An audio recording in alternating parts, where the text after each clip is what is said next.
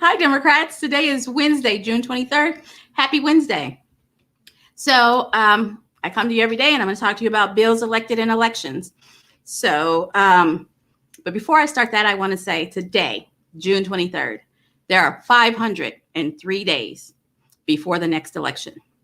That sounds like a lot, but it is not a lot. It's 503 days.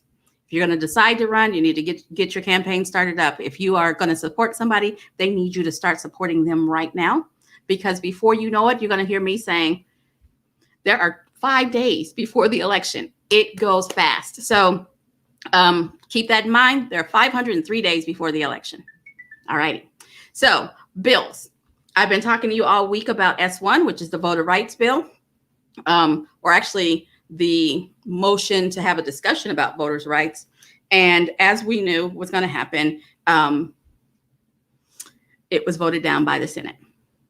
So back to the drawing board, I guess. And so that's where we are with that. For those of you who called, thank you. For those of you who didn't call, please call next time. We have work to do, and advocacy is part of our work. Hey, Wayne.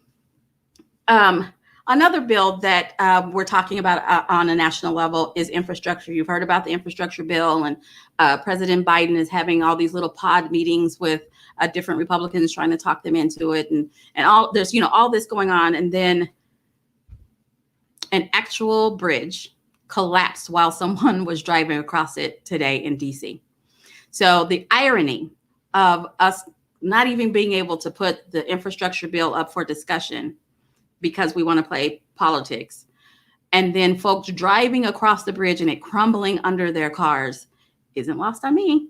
Thank you, Mary, for calling. Really appreciate that. So this is what's happening when our leadership doesn't lead.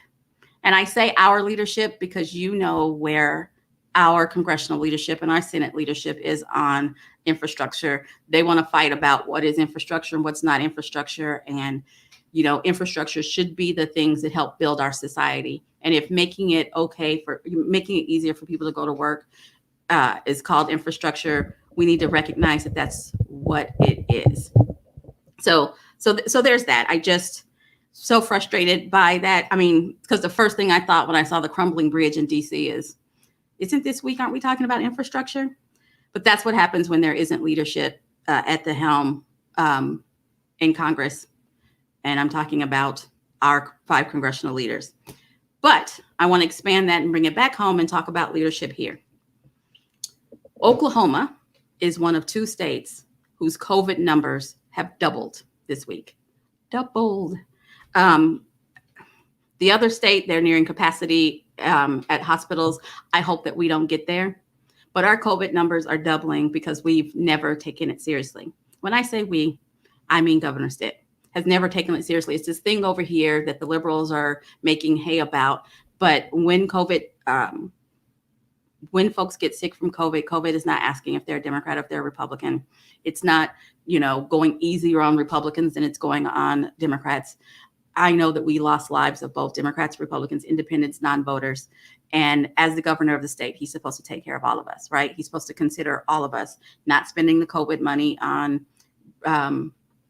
fixing our tourist destinations.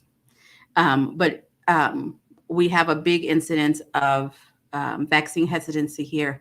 I've not seen one campaign that was towards making sure that one campaign led by the state, making sure that folks, particularly in underrepresented communities, are incentivized to get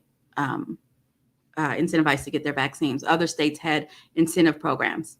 We didn't. We just acted like the day that the governor decided the state was open, that COVID was a thing of the past.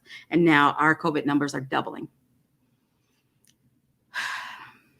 Scares me because I know people who've had COVID. I knew people who didn't survive COVID.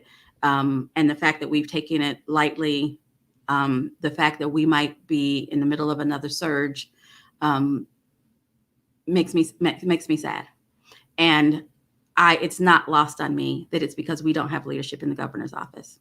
And so the elected that I want to highlight, the long way of saying it, is Governor Stitt, because he shouldn't be governor. And we have an opportunity in 503 days of correcting that. 503 days before we can elect real leadership for the governor's office. All righty. So that's my bill, my electeds and elections. July 13th, in communities all over the state, there are propositions to be considered. July 13th, it's not too late to do your to request an absentee ballot. It's not too late to go out to the election board website and do your research so that you're prepared. That's July 13th. So you have a little bit of time. And then the reconvene. Everybody keeps asking, so I want to make sure that every day, you don't think I'm avoiding it or I'm not doing it. We have called some venues. We're looking at whether we're going to do it in person or if we're going to do it virtually, and trying to weigh all of that out. And as soon as we get some definitive answers, I assure you, I will let you know, and we will send out a call, and we do all of that kind of good stuff. State question 816. I wrote it down and I skipped it. State question 816. The clock is ticking. We still need to get our 60,000 signatures on those petitions. And I want to do a big shout out to Pontotoc County, Tulsa County, Oklahoma County for all of the effort that I'm seeing on Facebook. And I'm sure other counties are working really hard of getting those signatures. If you know of a rodeo and you know of a strawberry festival, you know, this weekend is Pride, you know of a big event that you can go to and get signatures, please do that. Stop by Tulsa County. Tulsa County has petitions. Oklahoma County has petitions. Petitions are mostly available all over the state, or you can go out to their Facebook page, No on 816, and request some petitions. Let's see if we can knock it out this weekend. This weekend, there are big Pride festivals in Oklahoma County and Tulsa County. There'll be enough people at just those two events that we could get signatures if we really work at it. Let's see if we can knock that out this weekend.